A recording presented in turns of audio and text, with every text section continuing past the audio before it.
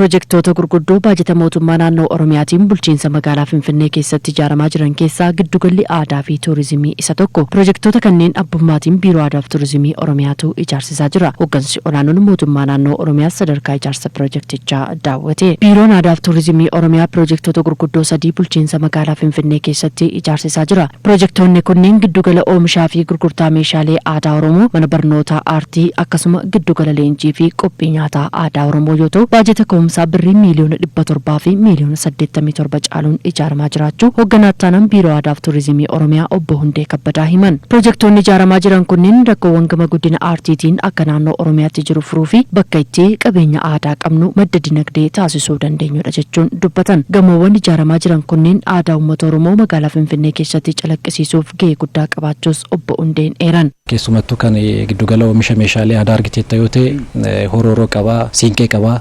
Isaan kun aadaa Oromoo magaalaa Finfinnee keessatti calaqqisiisuu keessatti gahee guddaadha kan qabu. Gaaffiin uummata Oromoo keessattuu magaalaa Finfinnee keessatti hedduu akka ta'e beekna. So practically waan qabatamaa Oromoo jechisiisu magaalaa Finfinnee kana keessatti ijaaruun hiika guddaa qaba. Pirojektoonni kunneen yeroo qabameefitti akka xumuramu hojjetamaa jiraachuusaas dubbataniiru. Kan xiqqoo duubatti harkifatee jiru giddugala mana barnootaa aartiiti. Inni kun sababa adda addaa mataa isaa danda'e qaba. Dizaayiniin isaa baay'ee wal xaxaadha. Ammayyummaas of keessaa qaba. Stuudiyoota gurguddoos qaba. Kanaaf rakkoo dizaayiniitiin wal qabatee xiqqoo kan duubatti harkifate isa malee rakkoowwan gurguddoo dhiyeessii meeshaalee pirojektootaatiin wal qabatee jiran furuudhaaf koomitimentiin gama mootummaatiinis jira.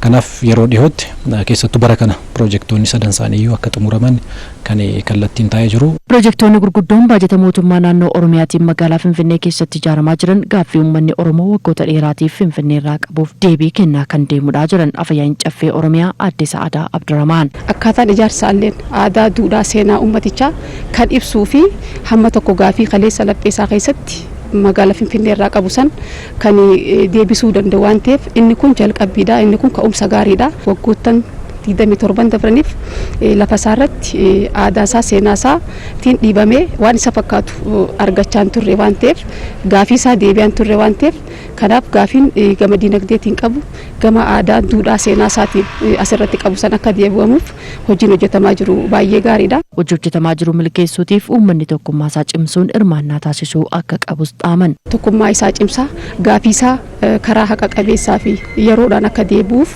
deeggarsa gama isaarraa eegamu goonaan kaleessa hawwiin isaa maal ture, gaaffiin isaa maal ture waan jirusan hooggansi qabatee ittiin hojjetamaa waan jiruuf akka mootummaa naannoo Oromiyaatti waan uummata keenya fakkaatu gaaffii uummata keenyaa bara dheeraa ture sana deebisuudhaaf hojiin hojjetamaa jiru gaariidha. Waggoota 3 darban hojiin duudhaa, seenaa fi aadaa Oromoo dagaagsuu magaalaa Finfinnee keessatti hojjetamaa jiru cimee itti fufuu akka qabu immoo pireezidaantii mootummaa naannoo Oromiyaa obbo Shimallis Abdiisaatu dubbatan. Kun duudhaa keenyaaf, seenaa keenyaaf, eenyummaa keenyaaf hiikoo olaanaa qaba. Dinagdeedhaafis hiikoo olaanaa qaba. Giddugala dinagdee biyyattii irratti kana qabaachuun dinagdeedhaaf hiikoo qaba. Kanaa olitti immoo eenyummaa keenyaaf, duudhaa keenyaaf, seenaa keenyaaf hiikoo olaanaa qaba. Kana waggoota 3 darbe kana sochii gooneedha. Sochii xiqqaadha. Kana caalmatti immoo yoo kanarraa barannee ijaaramnee yoo itti deemne kanaa olitti bal'inaan magaalaa kana keessatti, magaalaa Finfinnee keessatti hojjechuu hin dandeenya. Gamoon waajjira pireezidaantii mootummaa naannoo Oromiyaas waggoota dheeraatiif erga isaan tajaajila kennaa turuu dubbachuun waggaa darbee kaartaan itti ba'uusaa himan. Mootummaan naannoo Oromiyaa waajjirri isaa ergisaa ture. Amma bara darbeedha jechaadha. Kaartaatti baafnee naannoo sana babal'ifannaa hektaara 8 ta'u fudhannee isarrattis waan duudhaa, eenyummaa, seenaa Oromoo bakka bu'u tokko waan Oromoo fakkaatu tokko achi kaa'uudhaaf hojjechaa